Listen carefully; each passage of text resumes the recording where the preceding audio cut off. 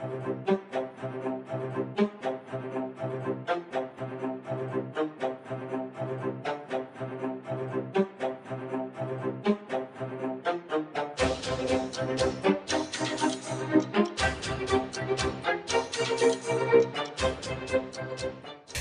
y a une histoire dans la Bible, Josué. Josué chapitre 10. Il y a une histoire dans la Bible. Cette histoire, elle me fait rappeler. À chaque fois, je fais des parallèles. Elle me fait rappeler encore l'histoire de David. Je vais voir là où on voit que les enfants d'Israël ont peur. Dès que Goliath il bouge, tout le monde a peur. À partir du verset 20. Le jour suivant, David se lève tôt le matin. Il laisse ses moutons à un gardien. Il prend les cadeaux et il se met en route comme son père Ressé l'avait dit. Il arrive au camp d'Israël. À ce moment-là, l'armée d'Israël se prépare pour le combat et les soldats poussent le cri de guerre. Les Israélites et les Philistins se mettent en ordre de combat. David laisse ses cadeaux près du gardien des bagages et il court vers les soldats. Quand il trouve ses frères, il leur demande s'ils sont en bonne santé. Au moment où il parle avec eux, le Philistin Gath, qui s'appelle Goliath, s'avance devant son armée. Et comme d'habitude, il se met à provoquer les Israélites. David entend tout ce qu'il dit. Quand les Israélites voient Goliath, ils ont tous très peur. Et ils reculent. Alléluia. Alléluia. Dès qu'ils voient Goliath, ils ont tous très peur. Et ils reculent. Vous voyez que les enfants d'Israël, là, déjà, c'est l'armée de Dieu. Est-ce que vous comprenez ça? L'armée d'Israël, c'est l'armée de Dieu. C'est l'armée d'Élohim. C'est l'armée du Tout-Puissant. Une armée qui n'a jamais connu de défaite. Parce que c'est Dieu lui-même qui est le maître de l'armée, le général de l'armée. C'est lui qui conduit l'armée. Mais cette armée-là, on voit, dès qu'ils ont vu Goliath, ils ont eu très peur. Pourquoi ils ont eu très peur? La vue. Ils ont vu. Et ils ont vu un géant.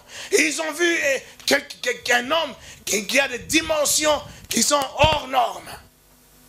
Et ça les a ramené la peur. Je disais tout à l'heure que la peur est un infiltré. La peur, c'est un ennemi invisible. La peur, c'est la 5e colonne. Cette 5e colonne, elle vient rentrer dans ta vie d'abord par les 5 sens. Parce que tu vois. Qu'est-ce que tu vois? Tes yeux, ils voient quoi? Tes yeux qu'ils voient qu'autour de toi, les gens ne réussissent pas. Tu as peur aussi de ne pas réussir. Tes yeux, ils voient autour de toi dans ta vie que non, il n'y a pas de mari, il n'y a personne qui me drague, il n'y a pas ceci. Tu as peur de ne pas être marié. Tes yeux. Ce que tes yeux voient, c'est le premier élément déjà, un des premiers éléments au travers desquels l'ennemi veut passer. Parce qu'il sait que tu es déjà réellement libre.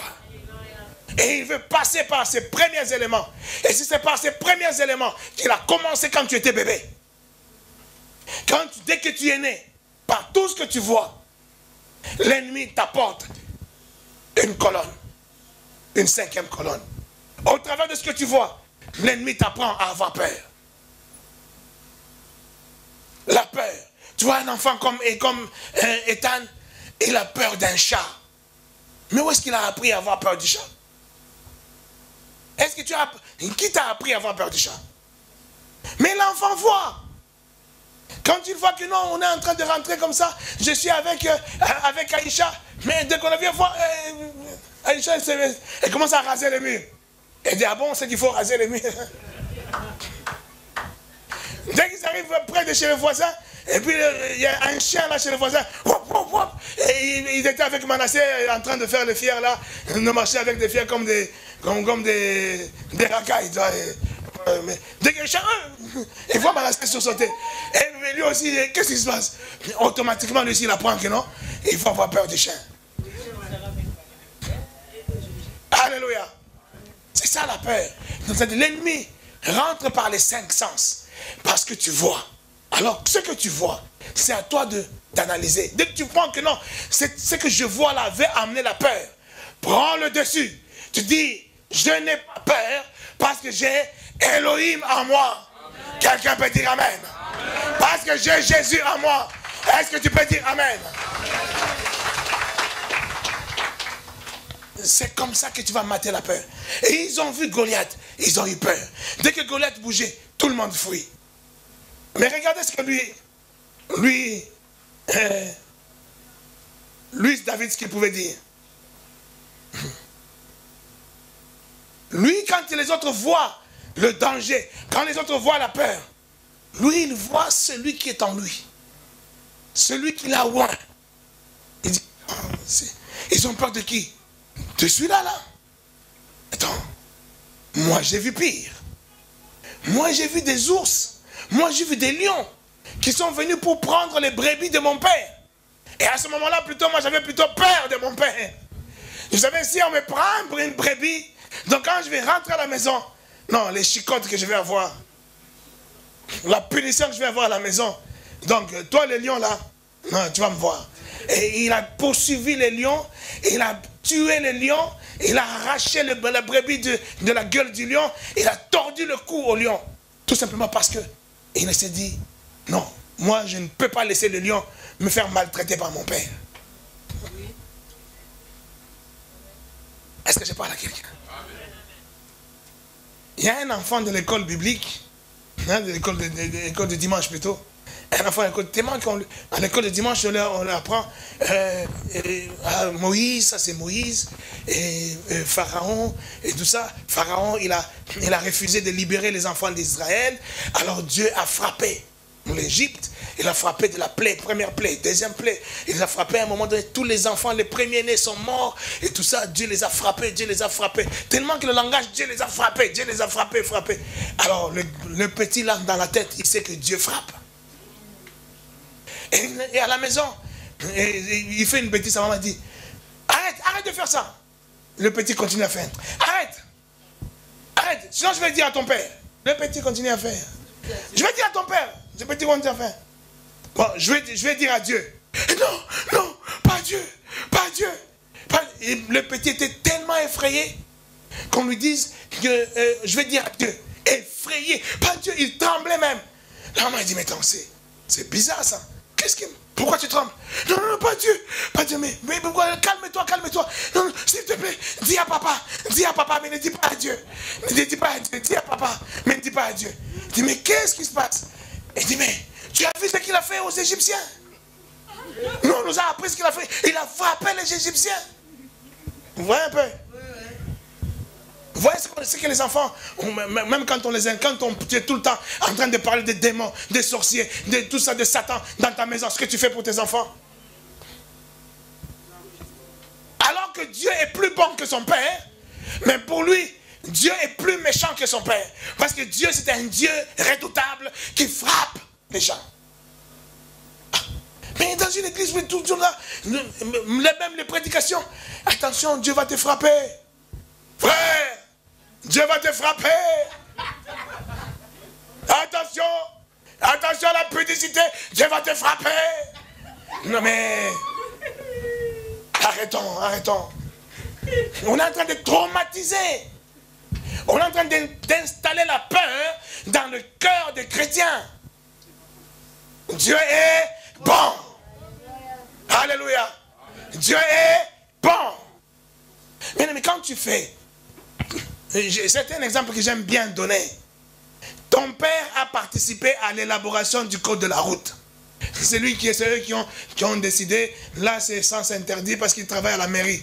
On dit non, dans cette ville, cette rue-là, elle devient un sens interdit. C'est ton père qui avait donné l'idée et ils ont décidé, ton père il est maire. Et toi, tu viens rentrer dans cette rue-là en sens inverse. On va t'arrêter, oui ou non? On va t'arrêter, oui ou non? Et tu vas dire non, c'est mon papa qui m'a arrêté. Ah, papa, pourquoi tu m'as arrêté? Pourquoi, papa, tu m'as arrêté? C'est toi qui as mis le sens inverse, le sens interdit. Alors moi, je suis rentré là, on m'a arrêté. C'est à cause de toi, papa, qu'on m'a arrêté. Est-ce que vous comprenez cet exemple-là que je vous donne? Est-ce que c'est ton papa qui t'a arrêté? Non, d'un côté, c'est la loi qui t'a arrêté. De l'autre côté, c'est toi qui t'es fait arrêter par la loi. Ton père n'y est pour rien. Frère, tu es un impudique. Dieu va te frapper. Non, mais si tu es un impudique, tu commets quelque chose qui est contre ce qui est la loi de Dieu. Et c'est la loi de Dieu qui te frappe. Ce n'est pas Dieu qui te frappe. Mais pourquoi tu vas dire à toute une église, aux enfants, Dieu frappe, Dieu frappe, Dieu frappe. Dieu est bon. Frère, toi tu viens à l'église pour prendre des sœurs. Toi, hein?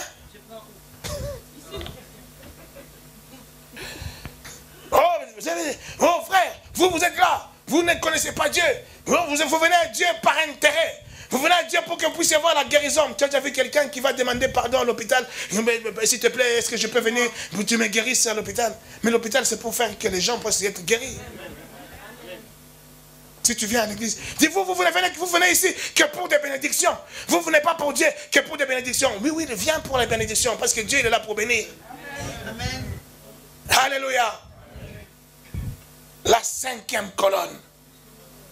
Jusqu'aujourd'hui, même des églises continuent à être des agents même du diable pour introduire encore davantage la 5e colonne dans la vie des chrétiens. On renforce encore des forteresses. Et le diable, quand il voit ça, il sait, waouh, là ils sont en train de faire le travail à ma place. Là où moi je ne peux pas arriver, eux ils arrivent pour moi. Et ils atteignent ça pour moi. Là où moi je n'ai pas le pouvoir d'atteindre. J'ai mes pasteurs, je dis même mes pasteurs, les pasteurs du diable. Mes pasteurs, ils arrivent là où moi je ne peux pas arriver. Et tous les dimanches, ils font mon travail. Tous les dimanches. Quand ils crient sur les gens là, ils sont en train d'introduire la 5e colonne. Et le diable est tranquille. Est-ce que vous savez que le diable n'est pas partout? Hein? Il est c'est une créature. Et il n'est pas omniprésent. Il n'est pas omniprésent. Il est quelque part. Peut-être qu'il est dans un trou quelque part là, dans le magma, ou je sais pas, ou au fond de l'eau quelque part là. Il est assis tranquille là, mais il a des informations. Ses agents, les démons, il a tout un réseau. Dans ce réseau-là, vous parlez de Bouygues, de SFR, lui a un réseau diabolique plus puissant que les Bouygues, les SFR et tout ce que tu veux. Et tous ces démons-là, ils se relèvent. Papa, dis-lui. En une seconde, toi tu as fait quelque chose, je sais pas, là en Afrique, lui il est au fond de la mer, je sais pas, indien. Et il sait, on m'apprend que là-bas, et l'autre il a fait ça. Le diable, il rigole, il est content. Il dit, je suis là, les gens font mon boulot. Il y a même des pasteurs qui font mon travail. Qui introduisent, qui installent la 5e colonne, qui installe la peur dans le cœur des chrétiens. Et une fois que tu es dans la peur, c'est qui te contrôle? C'est lui qui te contrôle. Parce que tu es dans la peur. Alléluia. La peur, non, j'ai peur de mon père, ça c'est David. Hein? J'ai peur de mon père, alors je brise le cou de l'ours, je brise le cou du lion. Alors quand il se tient devant, Goliath, il dit ça c'est un jeu d'enfant ça. Ce Goliath-là, c'est un jeu d'enfant. Lui d'ailleurs il va fuir devant l'ours. Lui il va fuir devant le lion. Et lui il va se tenir devant moi. Mais Goliath lui commence à dire, lui maintenant il parle maintenant à David. Et il dit, toi c'est toi qu'on envoie. Mais attends, vous foutez de moi ou quoi? Vous avez une petite mioche comme ça là. Vous foutez de moi? L'ennemi quand il te voit, mais encore une fois, pour te ridiculiser, pour introduire bien sa 5e colonne, il va chercher à te minimiser. Est-ce que quelqu'un me comprend? C'est là que tu vois partout. Mais toi tu n'es même pas belle. Tu n'es même pas belle. Même ta propre maman. Toi moche que tu es. Alors tu es une belle fille. On cherche à te C'est ça Goliath. Et il cherche à te minimiser pour que tu puisses avoir peur, pour que tu puisses rentrer dans le fait de te dire, toi-même tu te dis, ah, je suis moche, moi je ne suis pas belle, moi je ne suis pas fort, moi je ne suis pas. Et il introduit cela. Et là, il n'y a pas de démon. Est-ce que vous comprenez ce que je suis en train de dire? Il n'y a pas de démon. Les gens, les chrétiens sont têtus. Têtus. Depuis que tu as commencé à chasser les démons. Moi, je le dis toujours, si tu as des résultats, viens, moi j'ai besoin des gens viennent témoigner. Moi, j'avais des démons de peur. On m'a chassé les démons. Et puis maintenant, je n'ai plus peur. Moi, j'avais des démons de pauvreté. On m'a chassé les démons. Et puis moi, je suis devenu riche. Moi, je veux que les gens viennent témoigner là. Ou même dans les médias que je les voie. Vous savez, les chrétiens, l'ennemi encore, il sait, quand il veut voir que tu peux avoir tendance, tu peux être quelque part où Dieu veut te bénir, parce que Dieu fait grâce à qui il veut. Il va faire en sorte que tu puisses avoir des résultats dans quelque chose et que tu attribues ces résultats à tes forteresses. C'est là que tu vois quelqu'un qui dit, surtout en Afrique, tu vois quelqu'un qui vient d'arriver en Europe là, une soeur là, qui vient en Europe. Ah, ma soeur, tu veux, ah non, moi je vais témoigner dans l'église. Dieu m'a fait grâce, Dieu m'a fait grâce. Ah oui, oui, j'ai eu mon visa. Ah, vraiment, j'ai fait un mois, je dormais par terre. J'étais en jeûne et prière pendant un mois. Je dormais par terre. Je nous appelle Tolonacé, la poitrine par terre. J'ai donné la poitrine pendant un mois. J'ai imploré Dieu. Et Dieu m'a donné le visa. Là, les gens, Amen, Alléluia. Et les autres tapent même les guitares. On dit Amen. Donc tout le monde est content. Dieu a agi. Et elle a fait un mois de jeûne et prière, dormant par terre, pour influencer Dieu. Et pour que Dieu lui donne le visa. Mais est-ce que c'est normal ça? Quel Dieu méchant. Quel Dieu méchant pour te donner un simple petit visa. Lui qui dit, là où foulera la plante de tes pieds, je te donne en possession. Pour te donner la possession, il faut que tu puisses dormir par terre, tu ne puisses pas manger pendant un mois, et tu pleures, et c'est là qu'il va te donner. Mais tu es en train de dire que ce Dieu-là, c'est un méchant. Parce que même moi, je ne ferai pas ça. Même moi, j'ai la capacité de te donner le visa. Mais je reste là, je dis, fais d'abord le jeûne. Fais d'abord le jeûne, un mois de jeûne. Non, un mois c'est peu, fais 2 mois de jeûne. Même moi là, je ne ferai pas ça. Oui ou non? Donc tu es en train de dire que Dieu est plus méchant que moi. Est-ce que vous me suivez? Tu es en train de dire que Dieu est plus méchant que moi, parce que moi je ne le ferai pas. Vous savez, quand je partais, quand je pars à la préfecture, quand je suis arrivé en Europe, alors nous, à l'époque, on dormait à la préfecture. Tu peux dormir à la préfecture depuis tu peux aller 18 h pour qu'on te reçoive le lendemain à 11 h. Et puis c'est l'hiver. Il y a la neige. Maintenant, il ne neige plus beaucoup. À l'époque, il neigeait beaucoup. À la neige. C'est une préfecture, même aujourd'hui, quand je passe devant, ça me traumatise. C'est la préfecture de Nanterre. Parce que moi, j'étais de Nanterre. Quand je passe à la préfecture, là, ça me tombe jusqu'à aujourd'hui. Il fait froid dehors, là. Depuis 20, pour avoir une bonne place, 20 h, tu es là, sous la neige. Tu mets une pierre, tu t'assois. Là, on se raconte toutes les bêtises de Kinshasa, toutes les bêtises, tout. On se les raconte là. On attend pour qu'on nous reçoive le lendemain. Et moi, je disais que non. Ces blancs sont méchants. Comment ils peuvent, juste pour nous donner un petit papier, il faut que nous puissions dormir comme ça, dans le foie. Ils ne savent pas que tu vois même des mamans avec un bébé et tout ça, toujours là dehors là. Je dis non, mais ces blancs sont méchants. C'est ce que je me disais. Et j'avais raison. C'est méchant, oui ou non? C'est méchant, parce que ça peut se faire autrement. Si tu as la capacité de donner des papiers, pourquoi tu vas obliger les gens à dormir dehors comme ça? C'est là que j'avais appris que non, il le faisait exprès. Il faisait exprès pour décourager les gens à venir ici. Mais oui. La prophétie de Bobigny, même quand partout ça commençait à disparaître ces histoires-là, mais la prophétie de Bobigny, elle avait encore. Tellement qu'il y a beaucoup d'immigrés là-bas. Et le prophète dit non, ici ça ne passera pas. Ici il faut que ça reste comme ça pour décourager les immigrés. Vous voyez? Mais alors, moi quand je pense à ça, je dis, est-ce que Dieu peut faire ça? Et quand tu dis, non, moi j'ai prié, j'ai fait des jeûnes pour que tu me donnes, Dieu là, il est comme la préfecture. Il est comme la préfecture, donc il faut que tu restes là, la neige qui va après, avant qu'il te donne même un petit bout de papier. Est-ce que Dieu est comme la préfecture? Dieu est bon. Mais c'est ce qu'on inculque aux gens, même à l'église. C'est même pas même à l'église. C'est là qu'on inculque les gens ces choses. Pour que tu réalises. Mon bien-aimé dans le Seigneur, il faut que tu sois libéré au nom de Jésus. Et il faut que tu sois libéré au nom de... Mais cette liberté-là, ce n'est pas des prières, ce n'est pas des jeûnes. Libère-toi de tes pensées. Nous détruisons les forteresses. Et il a dit quoi? Nous renversons les raisonnements. Nous renversons les raisonnements. Les raisonnements qui t'ont été inculqués. C'est ça que nous allons renverser. Et David, lui, il avait un autre raisonnement.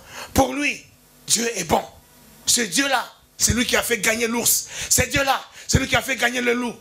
Ce Dieu-là, il ne peut que lui faire gagner devant Goliath. Pendant qu'on est en train d'essayer de te minimiser, de t'écraser, de t'amener dans ton sentiment personnel, que tu es plus bas que terre.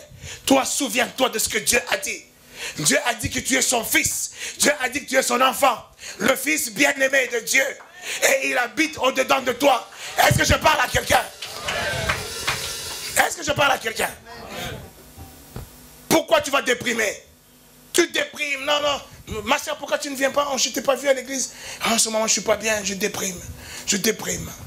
Ça devient comme quelque chose d'extravagant. Quelque chose de classique, d'européen, de blanc. Je déprime. Je déprime. Tu vois, moi, je déprime. Je déprime. Tu mets même l'accent. Je déprime. Tu te prends pour Teddy ou quoi? Teddy ne déprime pas. Teddy, est-ce que toi tu déprimes? Non. Il ne déprime pas, lui. Il n'est pas comme tous les blancs. Hein? Mais lui, quand il se dit, quand je dis, donne-lui, c'est pas une prophétie. Toi, tu seras la tête, tu as la tête du pays. Là, quand tu lui donnes, pendant que tu lui donnes, regarde-le.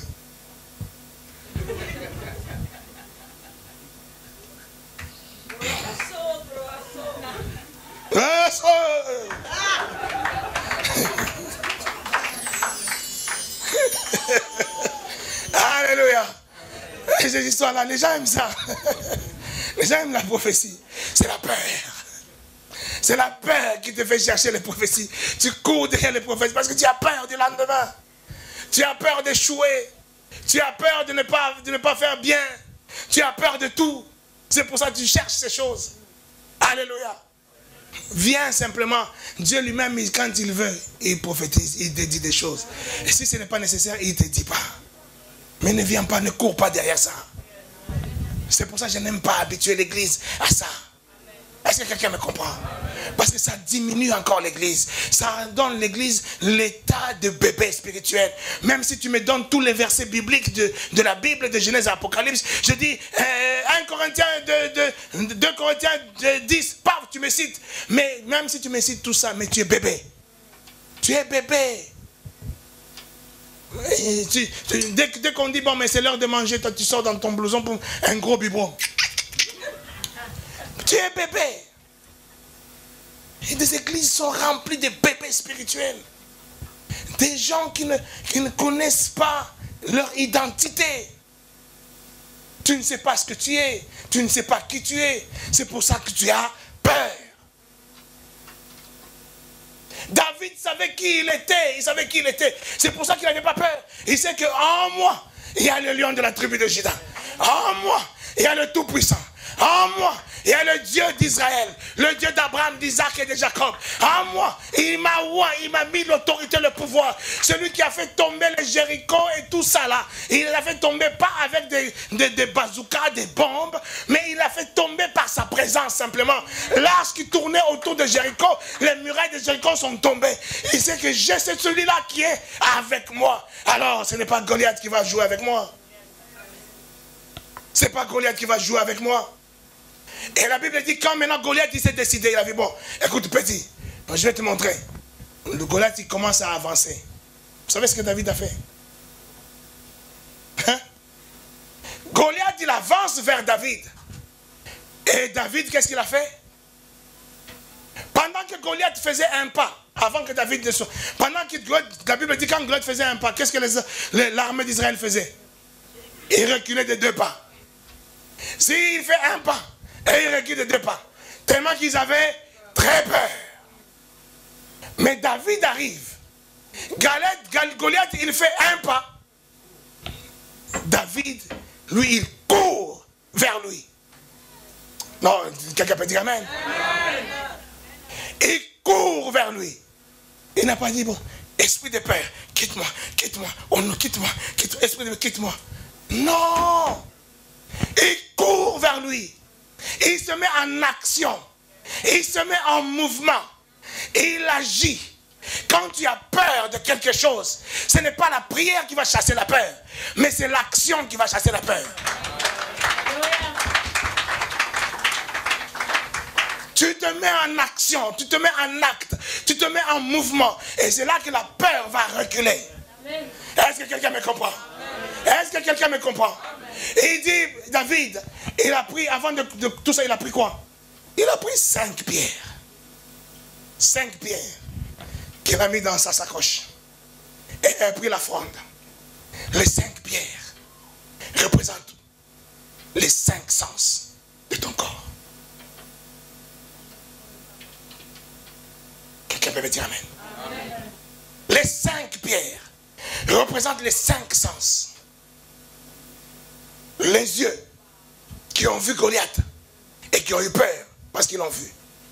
L'oreille qui a entendu Goliath, le minimiser, le diminuer. Et cette oreille-là a fait entrer la peur. Et la peur s'est installée. Le toucher. Quand tu touches les choses, tu peux sentir les choses qui te font peur. Tu rentres dans le noir, tu vois un cafard, et tu vois même une mouche qui vient te toucher là. La peur. La peur. Les 5 sens. Représentés par les 5 pierres. Il a commencé. Quoi encore? Le goût. Hein? Le goût.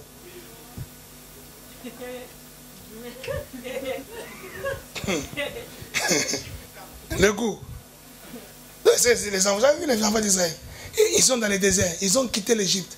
Mais ils ont encore le goût d'Égypte. On mangeait les concombres en Égypte. On mangeait la caille en Égypte. On mangeait la viande en Égypte.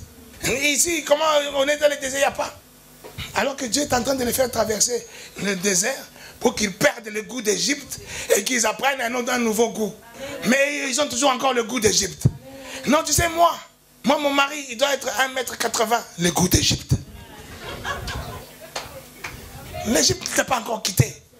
L'Égypte ne t'a pas... Quand est-ce que l'Égypte t'a quitté? Toi, tu as quitté l'Égypte. Mais quand est-ce que l'Égypte t'a quitté? Il n'a pas encore quitté parce que tu n'as pas encore renouvelé ton intelligence. Tu n'as pas encore renouvelé ton intelligence. Moi, mon mari, je dois être un Brésilien. Le goût d'Égypte. C'est le goût d'Égypte. Vous voyez maintenant comment beaucoup de choses que nous faisons, les goûts, nous ne savons pas que nous sommes encore sous la maîtrise, sous le contrôle de l'Égypte, sous le contrôle du monde. Et le diable n'est pas là, les démons ne sont pas là, mais le diable, il nous contrôle au travers de la 5e colonne qu'il avait déjà établie au travers des goûts. Confie-toi à l'Éternel. Confie-toi à l'Éternel. Père, j'ai besoin d'un mari. Et je veux le mari selon ton goût. Je veux le mari selon ton goût. Et tu te dis, qu'il soit 1m80, qu'il soit 1m50, qu'il soit gros, qu'il soit mince, qu'il soit beau, qu'il soit moche, Père, c'est celui-là que tu vas me donner que je prendrai. Est-ce que je parle à l'église?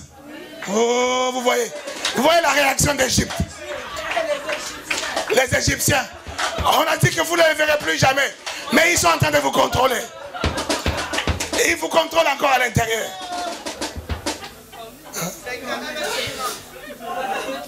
Oh, mais si tu refuses ça, tu es en train de dire quoi?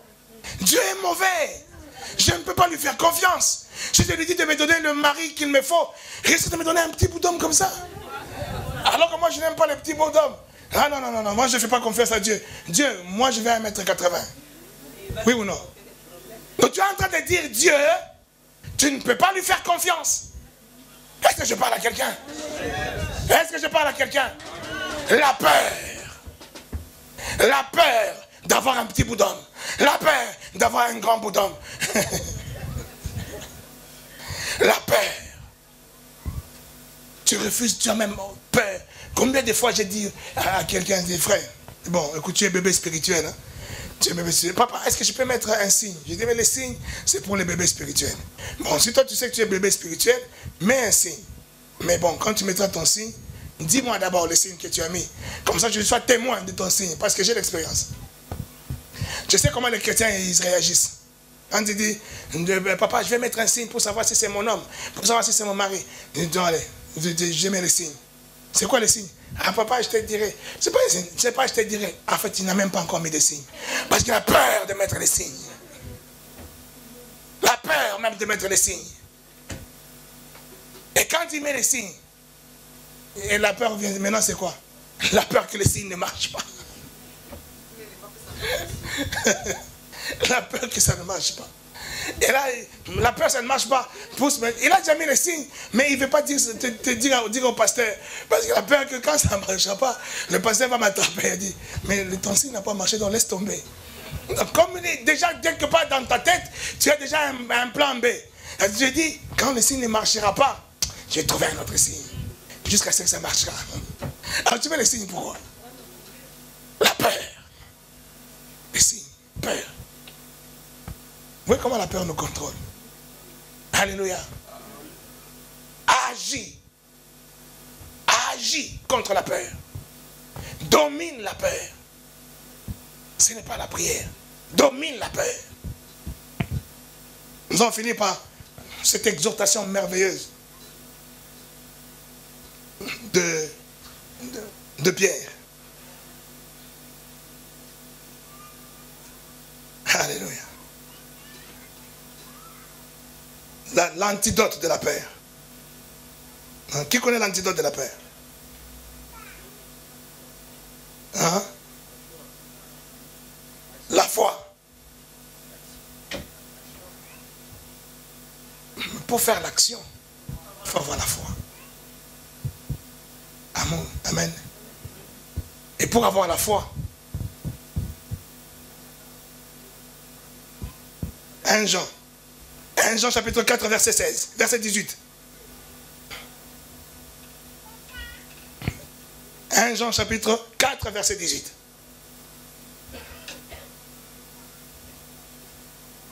La crainte ou la peur n'est pas dans l'amour, mais l'amour parfait bannit la crainte ou la peur. Alléluia. Donne-moi un bon amen. Un amen avec lequel on finira. Un amen vibré, vitaminé. Un amen qui nous fait comprendre que l'amour, la peur n'est pas dans l'amour. Quand on parle de l'amour, on parle de l'amour de Dieu. L'amour de Dieu envers toi.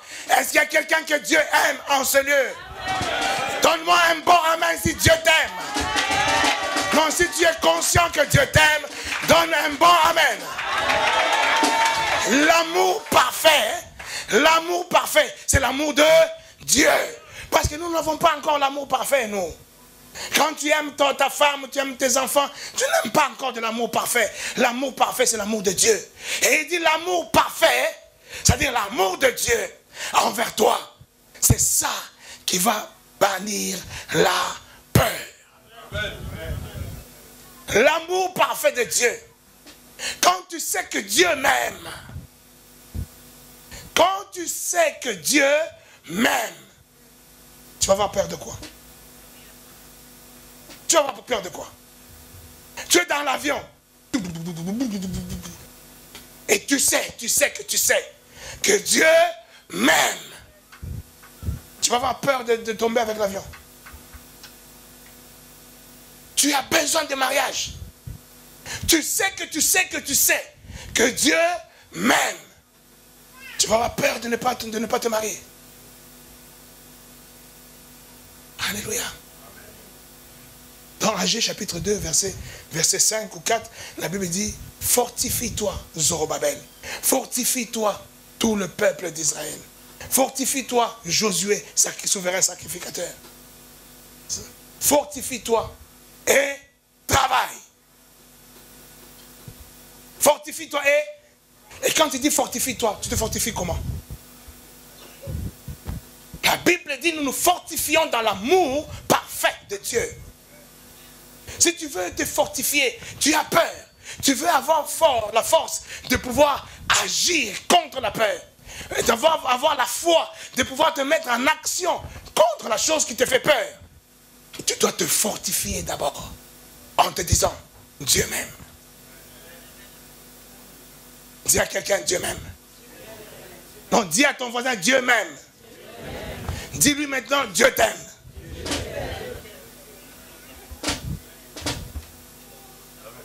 Est-ce que Dieu t'aime? Est-ce que Dieu t'aime? Est-ce que Dieu t'aime? Si Dieu t'aime, à partir d'aujourd'hui, tu affronteras la peur. Tu ne vas pas fuir la peur. Quand il y a la peur devant toi, tu ne vas pas faire marche arrière. J'ai peur, je fuis. Quand tu vois qu'il y a la peur, affronte la peur. C'est comme ça que tu vas vaincre la peur. Mais pour affronter la peur, fortifie-toi en te disant, Dieu m'aime. Et quand tu te dis Dieu m'aime, c'est là que tu auras la foi. La foi, c'est la confiance totale en Dieu. La foi, c'est la confiance totale en l'amour de Dieu. Que Dieu m'aime. Moi, l'homme que Dieu va me donner, c'est le bon. La femme que Dieu va me donner, c'est la bonne. Même si elle n'est pas dans mes goûts. Mes goûts, c'est l'Égypte. Mais ce que Dieu me donne, c'est le bon. Est-ce que je parle aux femmes? Est-ce que je parle aux hommes? Est-ce que je parle à l'église? Enlève les goûts d'Égypte. Mets-toi dans la bonté, dans l'amour parfait de Dieu. Fais confiance en Dieu. Un homme il vient, oh je ne t'aime plus. Un fiancé, non, je crois qu'on arrête. Tu commences à pleurer. Pourquoi il m'a dit ça? Pourquoi il arrête? Moi j'avais fondé des espoirs. Moi j'avais dit à ma famille, ta famille n'a qu'à rester là-bas. Est-ce que quelqu'un me comprend? Moi j'avais dit à tout le monde, mais maintenant il me fout la honte. Non, la peur. La peur de ce que les gens vont dire. La peur de ce que les gens vont dire. Ne fuis pas cette peur-là. Affronte-la. Est-ce que je parle à quelqu'un? Affronte-la. Va vers la peur et va avec l'assurance que Dieu m'aime. Et que si Dieu permet ça, c'est qu'il a un bon plan pour moi. Chaque matin tu te réveilles. Réveille-toi avec l'amour de Dieu comme seule boussole de ta vie. Réveille-toi avec cet amour et commence à déclarer, à proclamer des choses dans la foi. Des choses en sachant que la parole a dit, Dieu m'aime. Alors si Dieu il est au contrôle, il dit toutes ces choses, n'ayez pas peur, ne vous inquiétez de rien. Ne vous inquiétez pas de ce que vous allez manger ou de ce que vous allez boire ou encore de ce que vous allez vous vêtir. Mais toutes ces choses, ce sont qui? Les païens qui s'en inquiètent. Mais pas vous. Vous n'avez pas à vous inquiéter de ça. Même si je n'ai rien à manger, aujourd'hui je cherche, il n'y a rien. Mais je reste zen. Je dis Dieu m'aime et Dieu permet. Et s'il permet, et je sais pourquoi il permet, j'affronte cela.